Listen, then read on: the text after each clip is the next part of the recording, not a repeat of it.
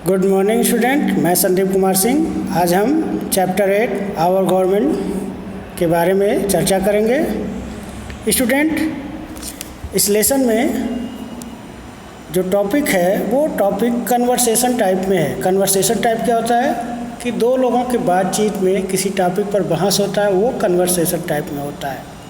और ये टॉपिक जो होते हैं वो बहुत ही अच्छे नॉलेज वाले होते हैं, इससे हमें काफ़ी समझने में मदद मिलती है। तो चलिए देखते हैं कि इस टॉपिक में कन्वर्सेशन में क्या क्या हमें जानकारी मिलती है।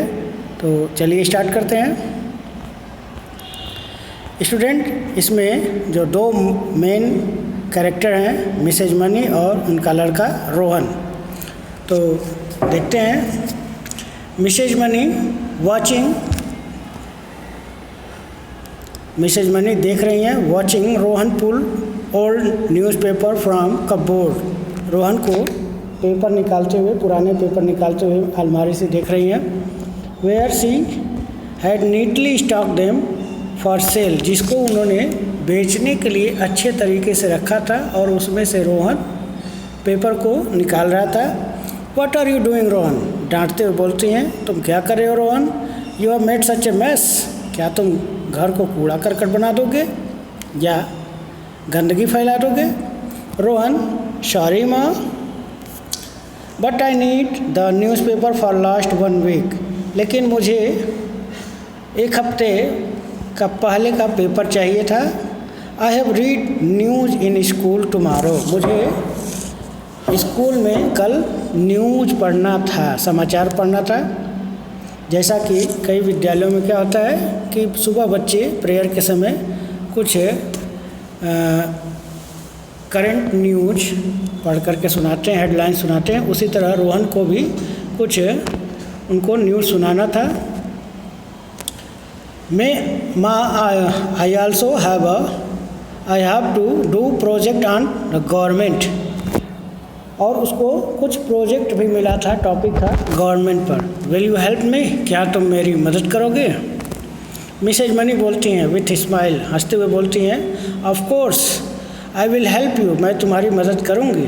What are you suppose to talk about, तुम किसके बारे में बात कर रहे थे।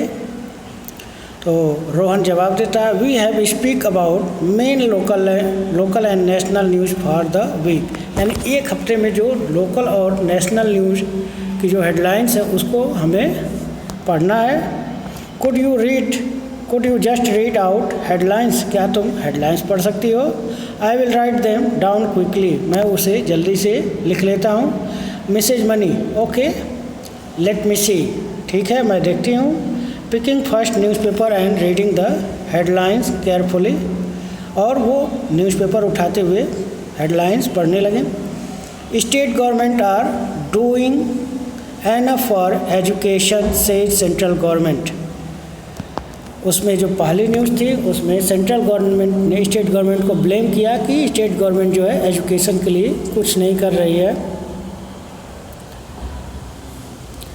Mrs Mani pause and ask Rohan, और मिसेज मनी न्यूज़ पढ़ना रोक देती हैं और बीच में पूछती हैं, Rohan do you remember what a government, क्या तुम्हें याद है कि गवर्नमेंट क्या होता है। इस फ्रॉम लेसन लास्ट ईयर, जो पिछले साल तुमने पढ़ा था, तुम बता सकते हो कि गवर्नमेंट क्या है। रोहन, यस माँ आई डू, उसने कहा हाँ मैं बता सकता हूँ। A government is a body that take care of need of the people. Government क्या होती है कि गवर्नमेंट एक गवर्नमेंट बॉडी है जो लोगों का ख्याल रखती है। इट मेक लॉ, और ये कानून बनाती है। And ensure that people follow the rules of land, और ये भी इंश्योर करती है कि उस जो कानून उसने बनाया वो फॉलो हो रहा है कि नहीं हो रहा। तो यहाँ पर देखिए कुछ इम्पोर्टेंट पॉइंट्स है। Do you know 26 January celebrated है रिपब्लिक डे इन इंडिया, क्या आप जानते हैं कि 26 जनवरी को कौन सा डे मनाया जाता है।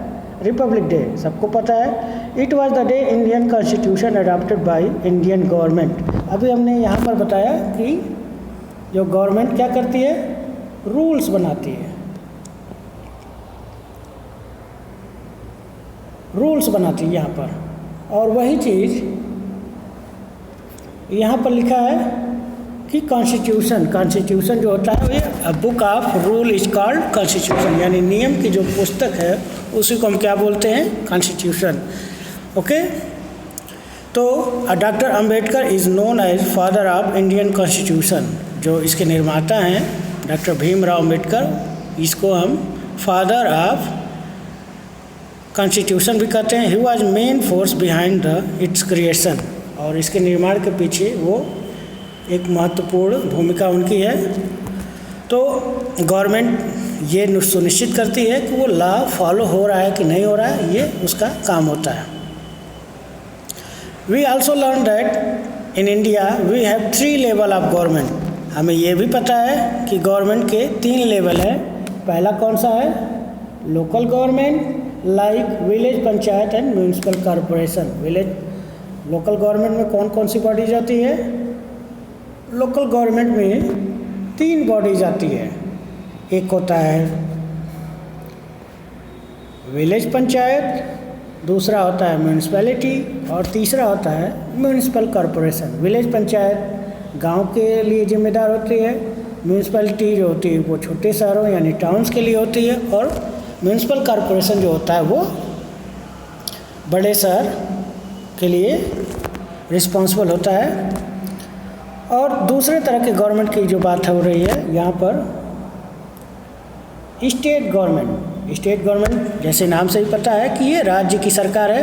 That administrate the state of India and state of India, यानी जो स्टेट गवर्नमेंट होती है वो स्टेट का ख्याल रखती है। एंड सेंट्रल गवर्नमेंट और union government the governor entire country, यानी जो सेंट्रल गवर्नमेंट है वो पूरे देश पर शासन करती है और सारी सरकारें इसी के अंतर्गत आती हैं।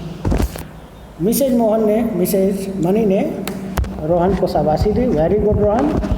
India is a democracy, this means that we have people of India elect और चूज आवर गवर्नमेंट। इसका मतलब ये है कि इंडिया एक डेमोक्रेटिक कंट्री है। अब डेमोक्रेटिक का मतलब क्या होता है कि जो रिप्रेजेंटेटिव जनता के द्वारा चुने जाते हैं जिस देश में, वो सिस्टम क्या कहलाता है, डेमोक्रेटिक सिस्टम कहलाता है। तो इंडिया भी जो है एक डेमोक्रेटिक सिस्टम है जो गवर्नमेंट को चुनाव करती है। दिस गवर्नमेंट इज, और ये गवर्नमेंट कौन कौन से देखिए यहाँ पर फॉर्मेशन बना हुआ है। Government of India,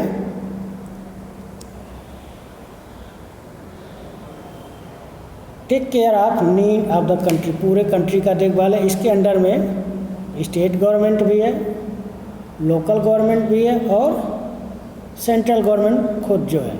okay, local government के अंदर पंचायत राज, पंचायत और म्यूनिसिपलिटी, ये दोनों आते हैं। तो ये देखेंगे चूजन फॉर पीरियड 5 ईयर्स, कितने साल के लिए सारी गवर्नमेंट चुनी जाती हैं, 5 साल के लिए चुनी जाती हैं। जो भी सरकारें चुनी जाती हैं वो चाहे वो लोकल लेवल पर हों या स्टेट लेवल पर हों या सेंट्रल लेवल पर हो, वो सभी सरकारें 5 साल के लिए चुनी जाती हैं। अस्थाई सरकारें कभी नहीं रहती हैं। Every 5 year election are held, और हर 5 साल बाद चुनाव होते हैं। The people of India can either choose another government और they can elect the same government to back power. जो भारत की जनता है उसमें अपनी सरकार चुनती है।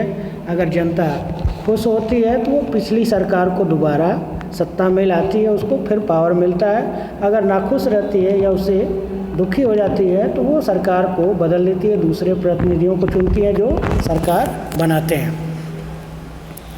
The main function of central government are make law for the country.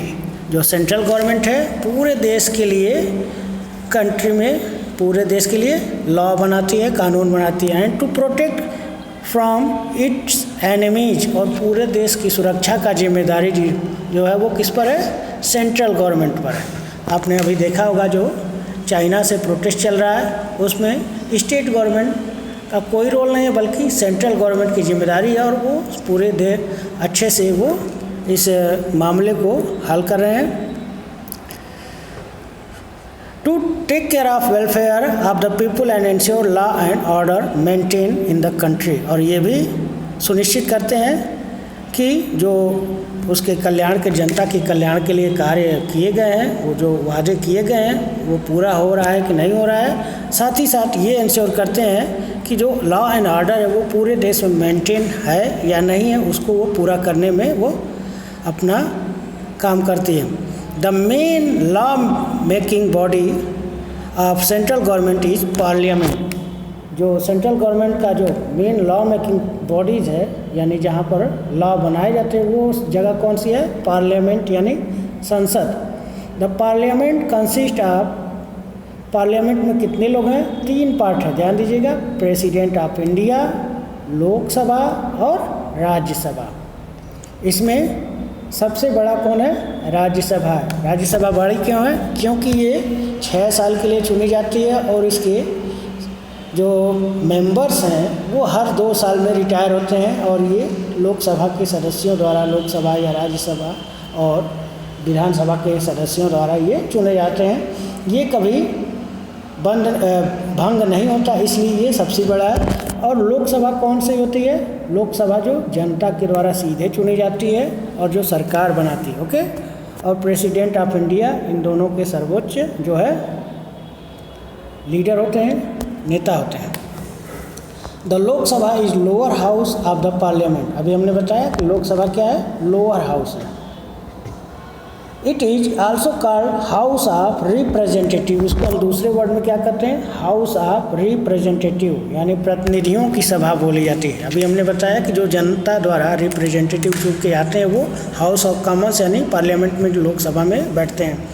I remember this house are chosen directly people of the country, यानी जो जनता है वो डायरेक्ट इनको चुन करके संसद में भेजती है। The Lok Sabha can have maximum 552 members. Lok Sabha में कितने सदस्य हो सकते हैं? 552 member. Every state send fix number of representative. सभी राज्यों में कुछ निश्चित हैं मेंबर्स, वहाँ से कुछ निश्चित मेंबर्स ही चुन करके आते हैं। The member of Lok Sabha are elected for period of 5 year. और लोकसभा जो है 5 ईयर के लिए चुनी जाती है। Rohan, how is the Rajya Sabha different from Lok Sabha? अब रोहन के दिमाग में ये आता है कि लोकसभा और राज्यसभा दोनों संसद के पार्ट हैं, लेकिन लोकसभा और राज्यसभा दोनों एक दूसरे से डिफरेंट कैसे हैं? The Rajya Sabha is upper house of the parliament.